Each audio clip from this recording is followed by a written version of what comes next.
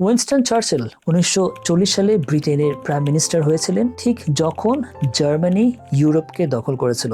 বেশিরভাগ অ্যাডভাইজার বলেছিলেন জার্মানির সাথে ডিল পিস করেন, সেটাই সহজ রাস্তা ছিল। কিন্তু চার্চিল সবচেয়ে কঠিন দিনে সবচেয়ে কঠিন সিদ্ধান্ত নিলেন যে তিনি ফাইট করবেন। সে কঠিন দিনের সিদ্ধান্তই হিস্ট্রি বদলে দিয়েছিল। US navy seal David Goggins, যিনি ইউ ক্যান হার্ট মি বইটা লিখেছেন, তিনি বলেছেন তার 40% রুলের কথা। যখন মাইন্ড বলে আর পারছি না, শরীর আসলে তখনও 40% ক্ষমতার মধ্যেই থাকে। এই রিয়েলাইজেশনটাই আলট্রা ম্যারাথন আয়রনম্যান সব থেকে এক্সট্রিম চ্যালেঞ্জে তাকে টিকিয়ে রেখেছে। আমরা বেশিরভাগ মানুষই কঠিন দিনে আজকে না, আজকে ভালো লাগছে না, কালকে করব, এটাই বলি। কিন্তু এই কালটাই একটা অভ্যাস, একটা হ্যাবিট হয়ে যায়।